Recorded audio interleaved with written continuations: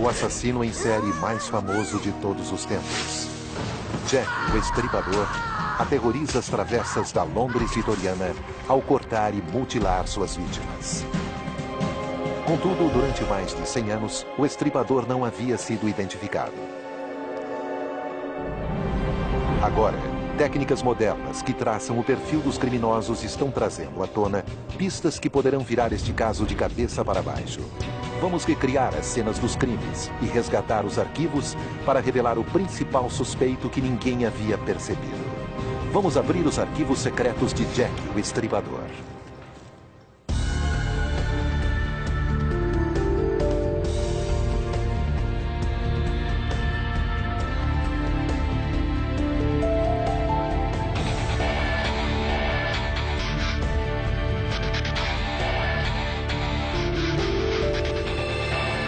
Arquivos confidenciais. Jack, o Estripador.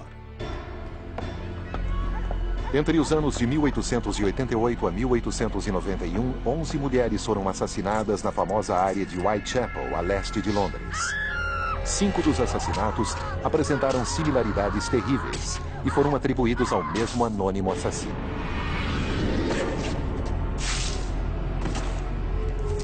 As vítimas eram todas prostitutas. Mary Ann Nichols, Annie Chapman, Liz Stride, Catherine Elwes e Mary Kelly.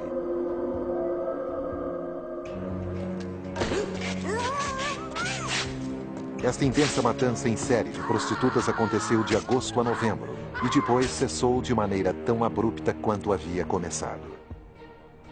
Com o passar dos anos, houve muitas teorias sobre quem teria sido o assassino. Desde maçons até um médico da realeza e até os netos da Rainha Vitória. Apesar destes 5 assassinatos já terem sido examinados centenas de vezes, os investigadores acreditam que cada um deles contenha pistas ocultas que os permitirão chegar ao verdadeiro culpado. Pat Brown agora está aplicando técnicas do século XXI ao caso do Estripador. As investigações sobre este tipo de crime incluem fazer tudo no campo científico, desde examinar todas as evidências físicas e comportamentais, até determinar exatamente o que aconteceu na cena do crime e exatamente que tipo de pessoa cometeu aquele crime. Os assassinatos começaram no dia 31 de agosto de 1888. Mary Ann Nichols é encontrada em Bucks Row, do outro lado da rua onde fica o Hospital de Londres. A garganta dela estava cortada e sua virilha e dorso haviam sido repetidamente esfaqueados. Parece um crime sem motivo, mas a especialista em perfis de criminosos Pat Brown acha que a localização do crime esconde algo sobre o assassino. O Hospital de Londres tratou de muita gente com sífilis e havia uma sala de emergência lá. Então é interessante que ela estivesse perto do hospital. A sífilis é abundante em Londres e a frequência de prostitutas e trabalhadores migrantes em Whitechapel não é exceção. O professor Bob Beckett é psiquiatra forense. Jack o Estripador devia sofrer de alguma doença sexualmente transmissível, tipo sífilis. Essa doença era endêmica entre a comunidade a leste de Londres e não estava limitada à comunidade das prostitutas. Em 1880, a sífilis não tinha cura conhecida e podia causar loucura e a morte. É possível que Jack tenha ido até o hospital se tratar da sífilis e tenha ficado muito frustrado quando deixou aquele lugar. A prostituta Mary Ann Nichols seria um alvo fácil para sua raiva. A segunda vítima, Annie Chapman, é encontrada 9 dias depois, no dia 8 de setembro, a menos de 1 quilômetro de Hanbury Street. Como Nichols, ela era uma prostituta de meia-idade. E também como Nichols, sua garganta fora cortada. Mas quando a polícia examinou o corpo de Chapman, descobriu que ele tinha sido aberto e que o útero estava faltando. A questão das partes do corpo, claro, é muito perturbadora. Homens que cometem esse tipo de violência levam troféus para lembrá-los, para produzir uma conexão imediata, tática, física e sensual entre o crime e a vítima. Mas remover o útero de uma mulher é algo muito incomum. Neste caso, o autor do crime ficou excitado com o esfaqueamento e com a mutilação, ao remover as partes do corpo. E não apenas as partes do corpo, mas a essência da condição de ser mulher. O assassinato de outra prostituta choca a nação. A imprensa sensacionaliza a história. Eles ligam imediatamente o assassinato de Annie Chapman ao caso de Nichols. Embora o termo assassino em série não tenha sido criado até os anos 30, os jornalistas falam sobre um assassino em massa de Whitechapel e estimulam a histeria em torno do caso. As cartas do assassino são forjadas por repórteres para aumentar as edições de suas notícias. Uma dessas, datada de 25 de setembro, foi a responsável pelo nome dado ao assassino. E a imprensa quem o apelida de Jack, o Estripador, por causa da mutilação singular que ele inflige em suas vítimas. Apenas 3 dias após a chegada da carta, o pânico em Whitechapel chega a níveis sem precedentes quando mais 2 prostitutas são mortas na mesma noite. Elizabeth Stride foi morta cerca de 1 hora antes de Catherine Edwards. A garganta dela foi cortada e acredita-se que o assassino tenha se assustado com pessoas que estavam indo a um clube noturno. E então deixou a vítima ali e seguiu para assassinar Catherine Edwards. Mesmo Elizabeth Stride não tendo sido mutilada, a cena onde ocorreu sua morte ainda oferece pistas importantes para especialistas criminais. Stride foi morta em frente ao International Working Men's Educational Club, aqui em Berners Street. O importante é que assassinos em série matam no lugar onde eles, por acaso, estão. Naquela noite, o clube estava recebendo um grupo que se reunira para falar sobre judaísmo e socialismo. Se Jack estava nesta reunião aquela noite, ele deve ter ficado muito irritado, saindo então do clube furioso e pensando, sim, a sociedade me maltratou. Aí ele vê a prostituta e ataca.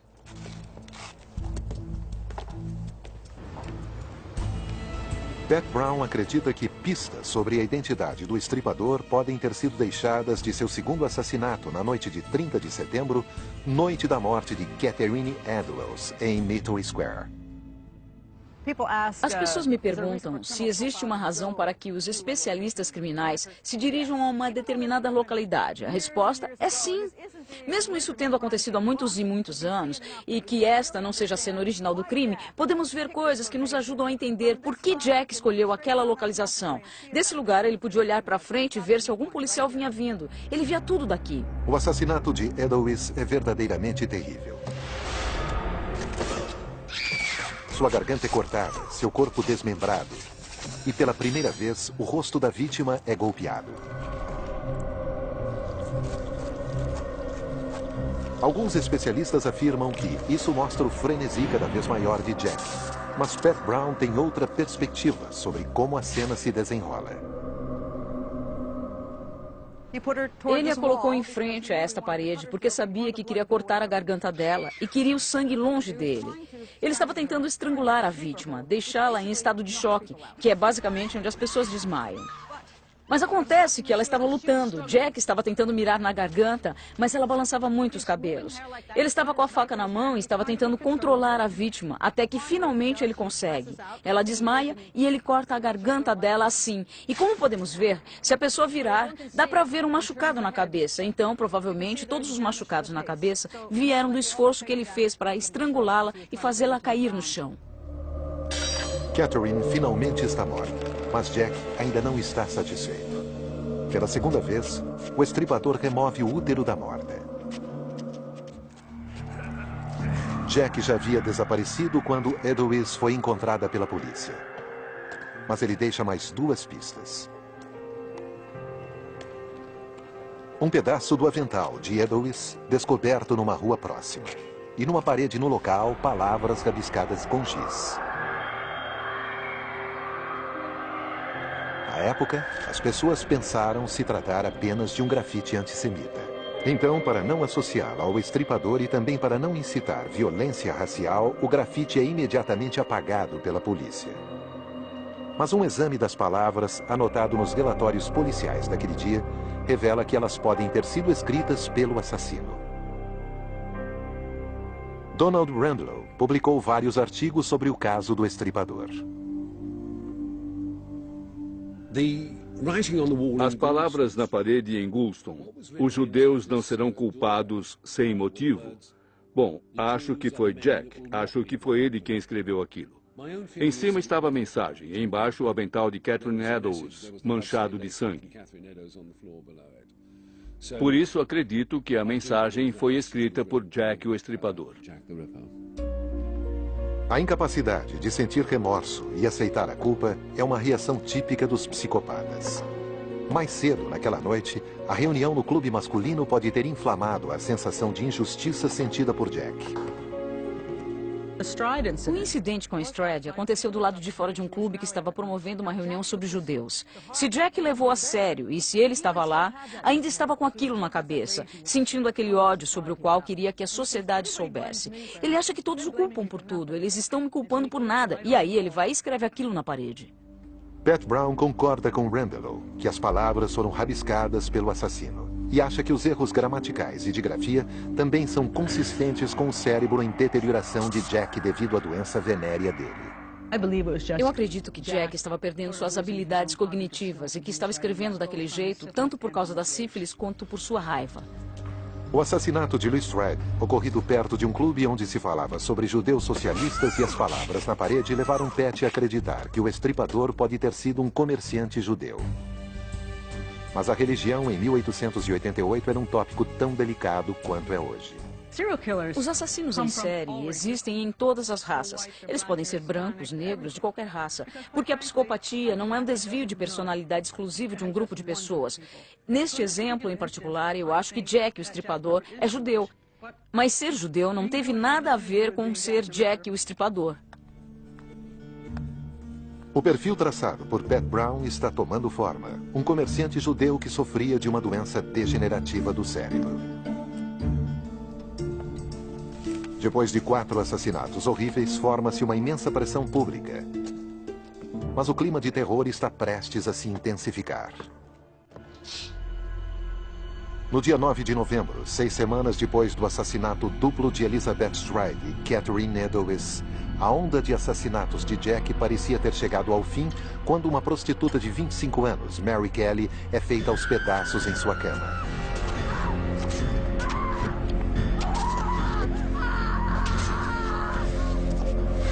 Mas a natureza do crime faz os criminologistas se perguntarem se ele foi cometido pelo mesmo homem que tirara a vida das outras 4 vítimas. Este assassinato é tão diferente dos outros 4 que até nos faz pensar se teria sido cometido pela mesma pessoa. Os outros 4 foram cometidos na rua, este foi dentro de casa. Os outros 4 foram consumados em apenas alguns minutos. Neste, o assassino não teve pressa. O assassinato de Kelly aconteceu em um ambiente fechado. A cena do crime foi deixada como estava. Recriando a sala com fotos e relatórios policiais, Pat Brown deduz que a vítima conhecia seu assassino. O que eu acho interessante são as roupas na cadeira. Estas são as roupas de Mary Kelly, bem dobradinhas ali em cima. Se Mary Kelly tivesse entrado com seu cliente e se este cliente fosse Jack, e Jack estava sempre com pressa, ele saltava então em cima da mulher e a matava em segundos. Mas mesmo assim, vemos as roupas dela dobradas na cadeira. Ou ela tirou as roupas enquanto este homem esperava pacientemente, foi para a cama com ele e depois ele a matou, ou talvez ela já estivesse de camisola. E aí alguém bateu na porta e como ela sabia quem era, deixou entrar. Mas alguma coisa deu errado e ele a matou. Kelly foi vista viva pela última vez às 2 da manhã. Testemunhas afirmam tê-la visto com 2 clientes aquela noite. E pela posição de suas roupas e botas dentro do quarto, parece que ela estava pronta para se deitar. Mas ela não foi para a cama.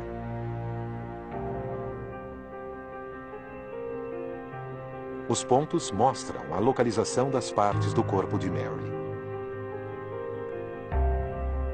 Abaixo de sua cabeça está um dos seios, um rim e o útero. O fígado está entre os pés, a bexiga ao lado. Na mesa, há pilhas de carne de seu abdômen e coxas. O ponto negro representa o coração que foi registrado como simplesmente desaparecido.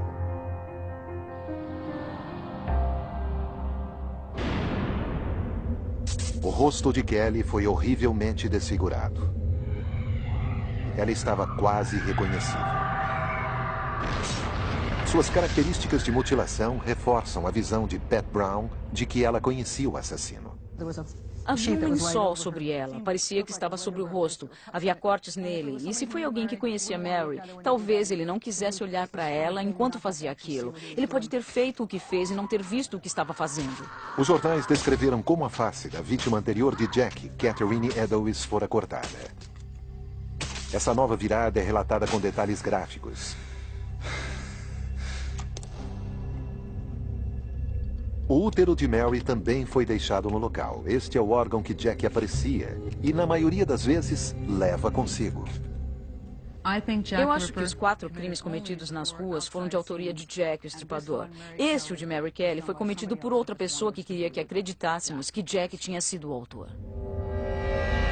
Existe uma última e vital diferença entre a morte de Mary Kelly e as 4 outras mortes atribuídas a Jack, o estripador, que podem ter obstruído o trabalho da polícia em sua busca para desvendar os crimes e identificar o assassino.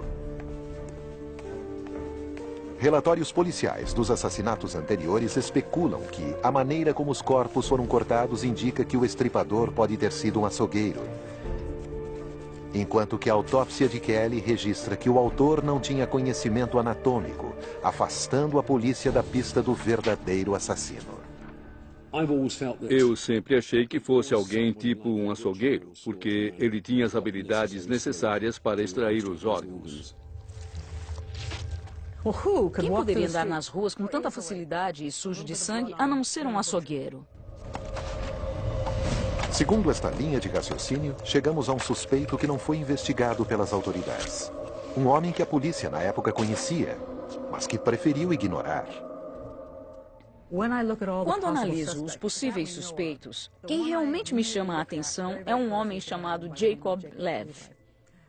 Ele era açougueiro e comerciante judeu. Jacob se encaixa no perfil traçado por Pat sobre religião e profissão do estripador, mas também se encaixa em outra teoria que a polícia usa atualmente para resolver crimes. O local onde vive o assassino é usado pela polícia para teorizar que ele vive dentro do círculo de assassinatos que comete. Jacob Lev morava em Fieldgate Street, depois mudou-se para as dependências de um açougue em Middlesex Street. Ambas as áreas estão dentro do solo de matança do estripador. Aqui temos um açougue. Dava para a pessoa sair pela rua de trás, que dava em Middlesex, que é a rua bem no meio do cenário desses crimes. Depois voltar para o açougue, esconder as partes de sua vítima no açougue, se lavar e ir para casa. A análise dessa afirmação feita pela esposa de Lev sugere que ele estava com a mente perturbada. A esposa dele disse que estava tendo problemas com ele, que ele não estava trabalhando direito, que não fazia mais o trabalho dele, que ficava andando pelas ruas a noite toda e que ela não sabia onde ele ia. Antes das matanças, Lev já havia sido preso por roubar carne de seu patrão. Parece um crime pequeno, mas os psiquiatras acham que este pode ser outro indicador. Isto são sinais. Talvez ele mentisse sem razão aparente ou enganasse as pessoas por ninharia. Ele pode ter sido desonesto com relação a coisas insignificantes, roubando pequenas somas dos colegas empregados. As investigações descobriram também que Lev sofria de uma doença venérea. Ele era casado, tinha filhos, mas sofria de sífilis. A certidão de óbito de Lev confirma que ele morreu de sífilis, doença que ele pode ter contraído nas ruas de Whitechapel. Ele morreu em 1891, apenas 2 anos depois dos assassinatos praticados pelo estripador. Em seu último relatório médico, ele afirma ouvir barulhos estranhos e diz ser compelido a praticar atos imorais.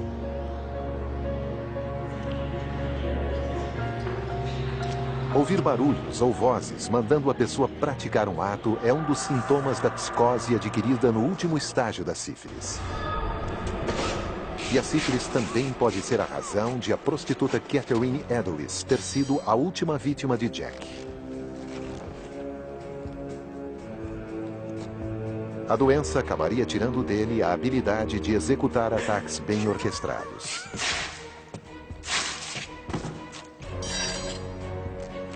Mas existe uma outra possível razão que pode explicar por que ele parou de matar tão abruptamente.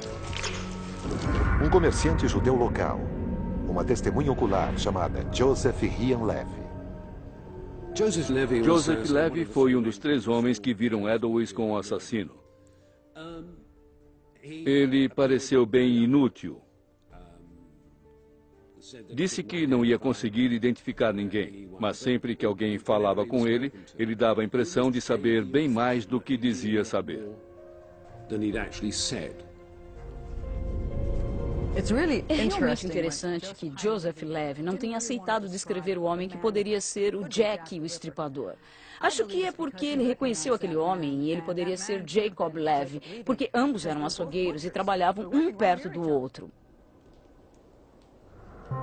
O açougue de Joseph Levy ficava a apenas 55 metros do açougue do suspeito.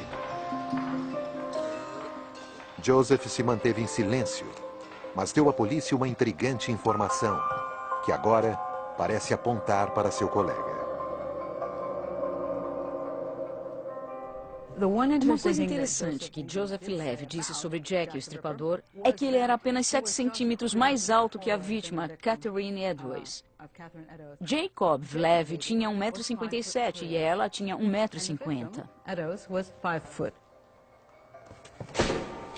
A diferença de altura de 7 centímetros é menor que a dada por outra testemunha ocular.